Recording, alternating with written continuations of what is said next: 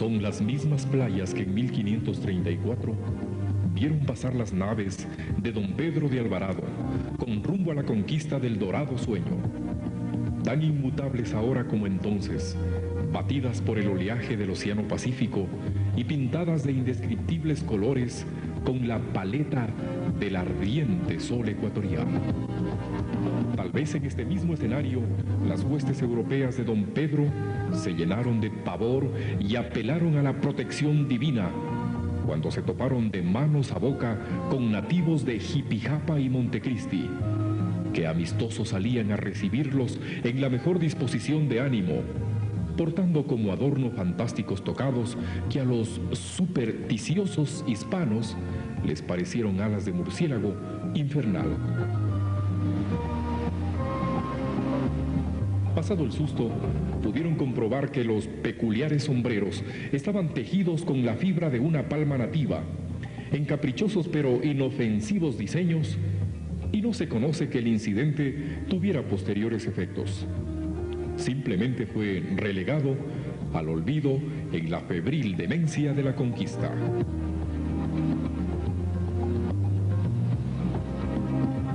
Pasados los años, y aprovechando la habilidad innata de los nativos para tejer, se empleó la dúctil calidad de la fibra laboriosamente obtenida de la palma para tejer tocas para las monjas de los conventos católicos que tras sucesivas experiencias llegaron a ser tan ligeras y maleables que sin dificultad podían guardarse en el bolsillo. Primero tocas y luego toquillas, por su delicada textura, fueron imponiéndose gradualmente en el gusto popular durante la época de la colonia, de tal modo que el rey Carlos IV de España, en 1796, autorizó el establecimiento de talleres para elaborar tejidos para tocas y sombreros de paja. Posteriormente, en la República y consumada la independencia de España, la fabricación de sombreros se extendió a todo el Ecuador, asentándose en Cuenca y otras zonas aledañas, donde hasta el día de hoy subsiste como una actividad artesanal de...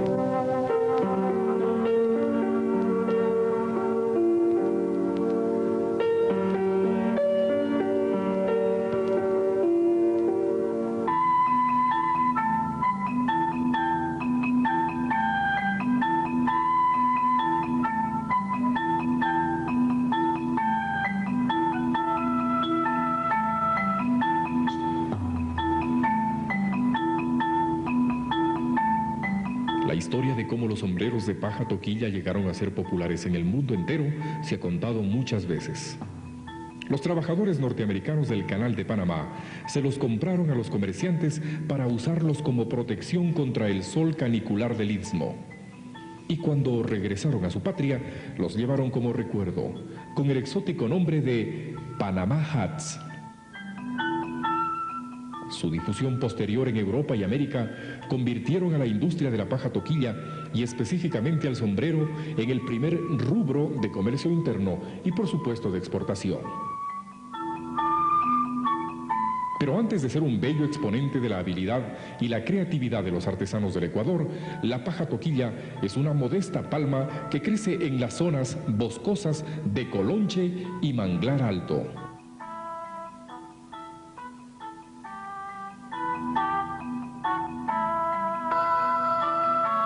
Hay un ritual agrícola en la siembra de la planta que se remite a un pasado inmemorial. Cuando el suelo está libre de vegetación, se trazan las líneas en donde se ubicarán las futuras plantas, con una distancia de 2.5 metros entre ellas y una población aproximada de 1.600 plantas por hectárea. Lo que siembra el agricultor son las cepas, hijuelos o bulbinos de la palma adulta que se escogen de acuerdo a los siguientes criterios: que provengan de plantas no menores de 5 ni mayores de 8 años de edad, que las plantas madres hayan registrado una excelente producción de cogollos, que no presenten síntomas de enfermedades o plagas, que pesen entre 50 y 70 gramos y que presenten por lo menos 2 yemas. La mejor época para sembrar es el inicio del periodo lluvioso.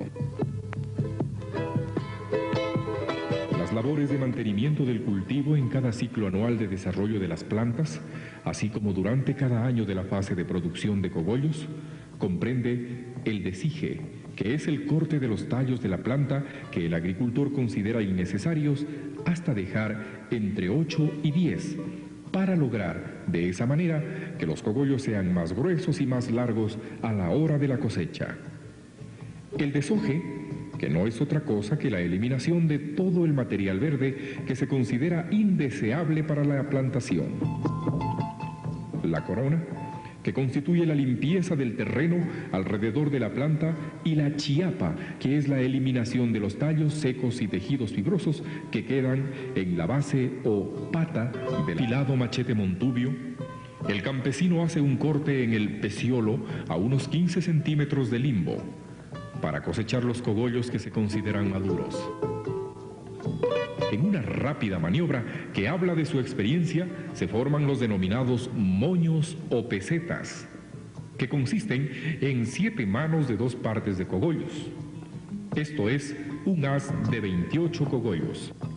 Para contabilizar o vender su producción, el agricultor toquillero habla de mazos, también denominados ochos, que a nivel de finca se componen de 4 pesetas, o sea, 112 cogollos.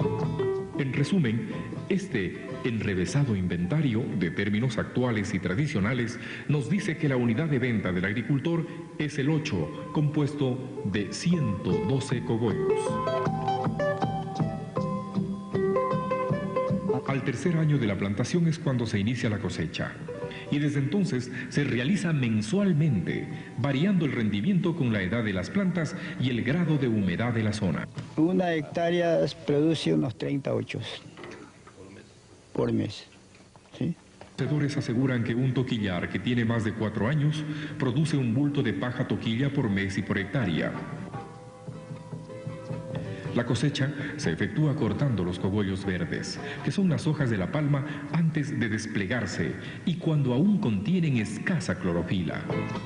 Deben tener una longitud entre 80 y 120 centímetros, un espesor aceptable, y se cortan recorriendo cada fila de la plantación.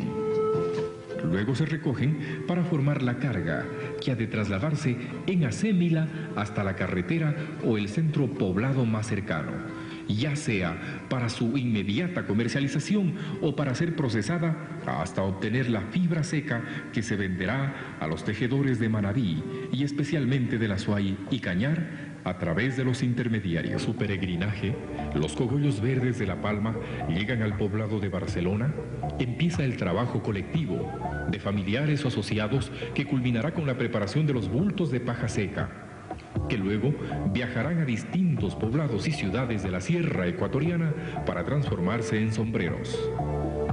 Si bien hay 2 grandes grupos de actividades que se realizan para eliminar las partes inservibles del cogollo, primero, y para cocer y blanquear la paja después, cada una de estas etapas tiene sus propias denominaciones y constituye un intrincado ritual.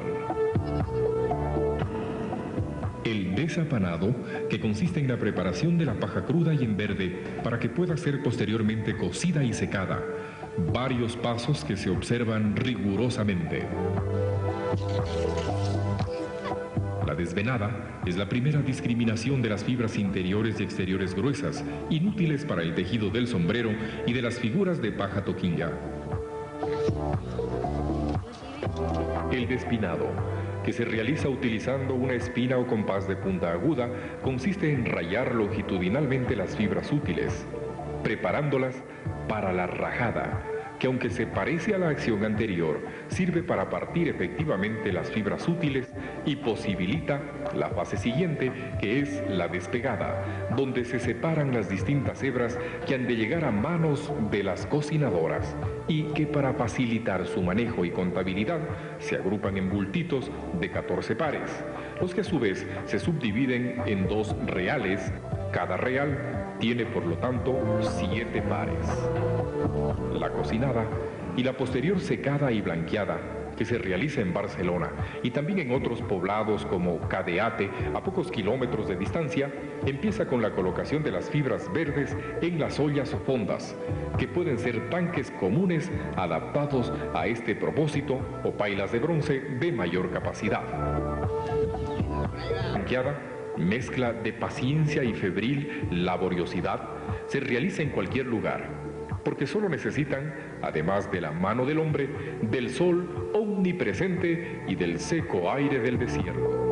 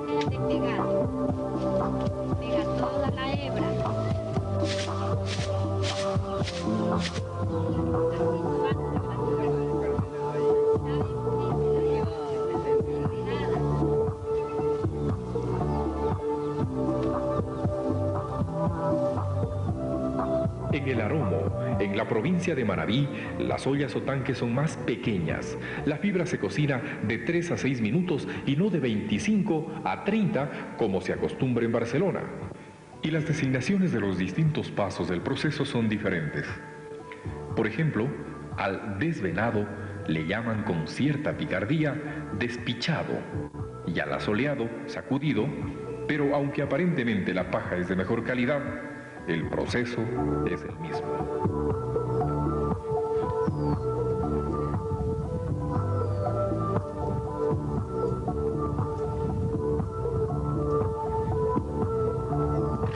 Luego del azotamiento de la paja seca en el suelo para eliminar las puntas oscuras, se embulta el material para su comercialización, reuniendo 2.976 cogollos. Esta es la unidad de medida que se utiliza para vender la paja a los intermediarios de la sierra. Tu informe de un consultor de las Naciones Unidas decía en 1989 que existe una población superior a las 150.000 personas dedicadas al tejido del sombrero de paja toquilla en las provincias de La Suay y Cañar, resaltándose que aproximadamente el 80% son mujeres campesinas, que comparten con el hombre las labores de preparación de la materia prima y de manera total cubren la compleja y especializada artesanía del tejido que con ella se realiza. Esto tenemos que hacer para el sombrero delgado, escoger la paja más delgada y cantear de ambos lados la paja para que quede una hebra delgada. Y también sacar todas las pajas que están de distintos colores, dejarle de una sola color para que así quede el sombrero bien perfeccionado de un solo color y tenga venta. Así lo hacemos para el sombrero delgado y queda canteado en una sola hebra para que sea el delgado. Ya. Entonces, de ahí tenemos que empezar el sombrero, hacerle con los enjires estrechitos, porque es sombrero delgado, y para que salga el sombrero bien perfeccionado. Ya. Los colores, sí. Ya. De aquí está, ya esta es la explicación y el trabajo que lo hago para el delgado.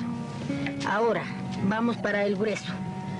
El grueso tenemos que hacer... Este es el grueso, el grueso. Ya, el grueso tenemos que hacer, sacar del tallo de paja para economizar la paja y poder hacer sombrero grande, que dicen el 11 por 12, el 11 por 13 de falda, tenemos que lacar al tallo de paja y sacar unas pocas hebritas, unas pocas trocitos de la paja para que se haga la hebra igualita.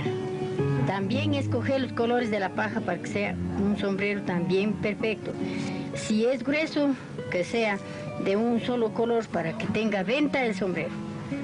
Y si es delgado, bien canteada la paja de ambos lados, también que sea de un solo color para que así mismo tenga venta. Y 1845, año en que se introdujo la manufactura del sombrero de paja toquilla en el Azuay y Cañar, provincias andinas ubicadas en la región centro-sur de la República del Ecuador.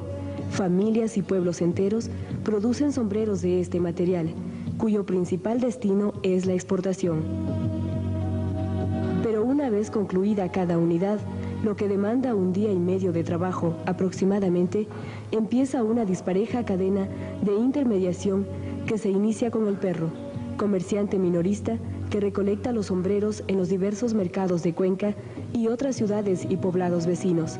Y cuando la paja llega desde los pueblos costeños, donde se procesó mediante un intrincado y laborioso trabajo artesanal, las mujeres que se encargan de prepararla para la venta en los mercados locales y a las que se conoce como pajeras, le dan algún tratamiento antes de someterla al sahumado, operación que consiste en colocar la paja en una cámara cerrada, en cuya parte inferior se combustiona azufre, de tal modo que se genere anhídrido sulfúrico. Todo esto con el fin de blanquear la paja ligeramente y manejar su calidad antes de venderla.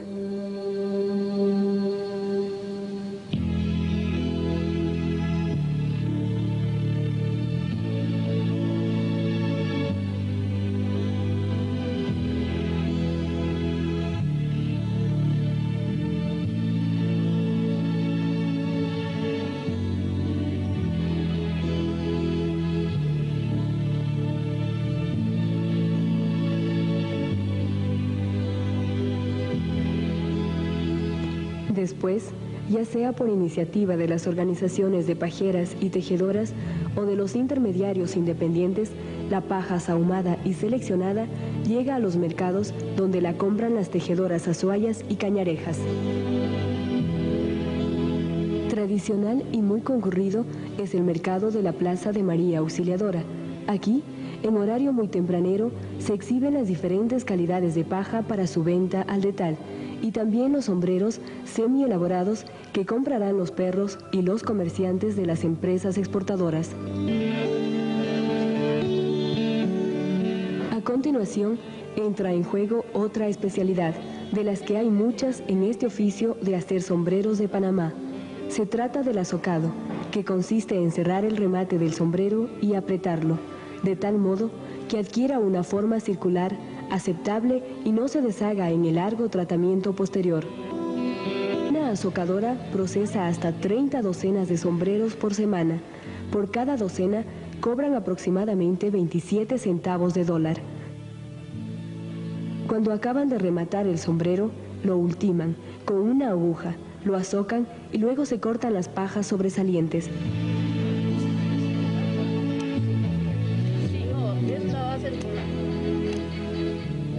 Para azocar se humedece previamente la pieza, por lo que terminada la operación hay que ponerlo a secar por el lapso de 2 horas aproximadamente. El lavado del sombrero es un procedimiento que permite eliminar inevitables impurezas, lodo y varios residuos que se adhieren durante el proceso de tejido y azocado. Luego se tienden los sombreros al ambiente para que el viento y el sol se encarguen de eliminar el agua residual. A esto se lo llama presecado.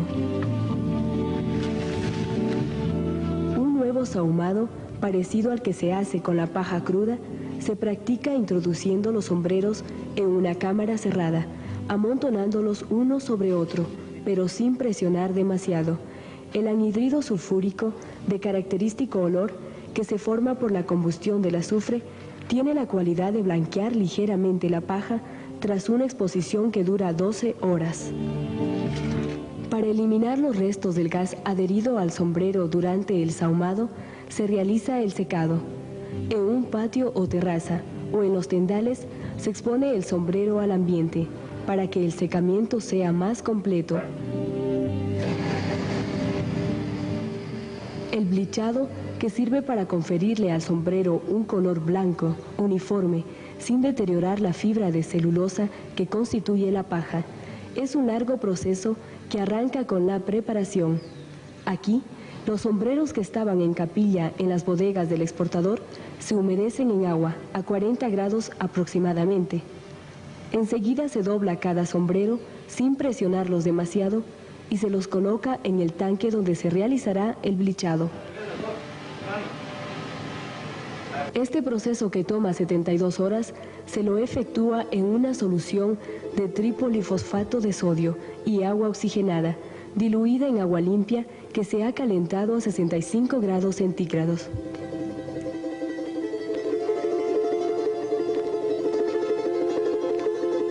Un nuevo baño de sol y de viento sufre el sombrero en el presecado. Para ello, hay que abrir cada unidad y exponerla al ambiente, cuidando que el polvo no la ensucie, hasta que pierda un 90% de humedad. Mediante el neutralizado, que se lo hace conjuntando hidrosulfito de sodio y agua suficiente para cubrir los sombreros, se elimina cualquier residuo de las sustancias del baño, que si permanecen en las fibras, pueden provocar un deterioro gradual de las mismas, tornándolas quebradizas. Extraídos del baño de neutralización, se los abre y expone al ambiente hasta que estén completamente secos. El siguiente especialista en la cadena es el compositor, que se llama así, aunque la única música que produzca sea el rítmico, aunque monótono, golpeteo del mazo en la horma. En su taller, el compositor ejecuta una serie de operaciones que empiezan por la puesta en horma de los sombreros que le ha confiado el exportador tras una prolija selección. El planchado, el maceteado, sirven para dar a cada pieza un aspecto liso y brillante.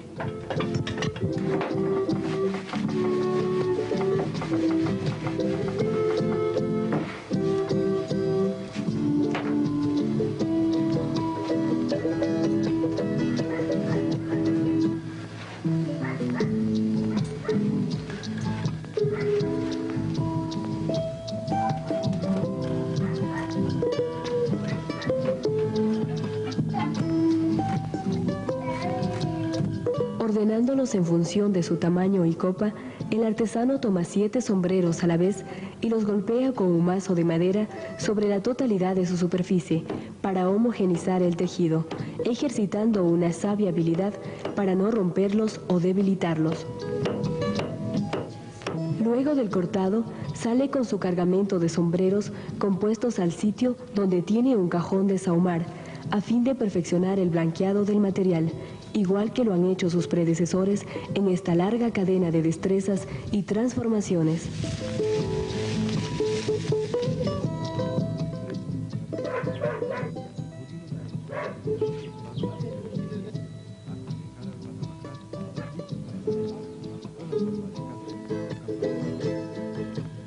El primer acto es el encolado, que busca conferirle al sombrero un cuerpo definido y firme. Para ello se somete la pieza en un baño de encolado, preparado con agua limpia y cola, cuya densidad estará en relación con el cuerpo que se le quiera dar a cada sombrero. Luego se los expone al sol para que se sequen. En el primer prensado, los sombreros adquieren una forma homogénea, de modo que se pueda clasificar su calidad en función de la uniformidad del remate, del color, de las medidas y de un largo etcétera de requisitos. La horma de caucho en que se ha calzado el sombrero es colocada sobre la horma de aluminio de la antigua máquina, calentada a 70 grados centígrados. Luego de que la prensa ejerce una presión aproximada de 200 libras por pulgada cuadrada, durante unos 10 minutos, don Lucho retira el sombrero prensado para controlar la eventual presencia de arrugas o dobleces. Si este fuera el caso, habrá que repetir el prensado.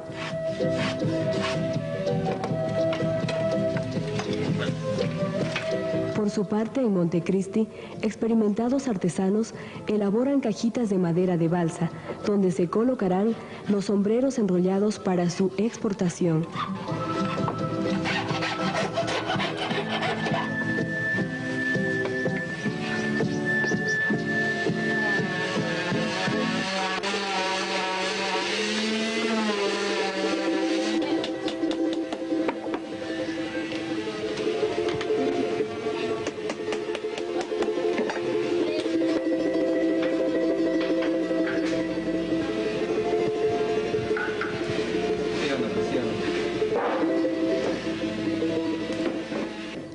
agota la lista de operaciones que deben observarse meticulosamente para poner un sombrero en el mercado, además de los cortes, costura, engomado y prensado que se hace de acuerdo a los pedidos del exportador. Él mismo se encarga, tras la clasificación y el conteo final, de colocarles las cintas y detalles que pulirán el producto que ofrecerá a los compradores del extranjero con quienes tiene contactos establecidos. En suma, una confusión de trabajo, creatividad y sabiduría ancestral de los trabajadores, hombres y mujeres del Ecuador, que esperan que los elementos de la naturaleza y la moda sigan motivando a los ignotos compradores de todo el mundo a colocar un Panama Hat sobre sus cabezas. Es posible que muy pocas personas conozcan la interminable romería que cumple cada fibra de paja proveniente de los bosques tropicales remanentes en la costa del Pacífico, hasta la mesa donde un sinnúmero de exportadores exponen orgullosamente esta joya de la artesanía ecuatoriana.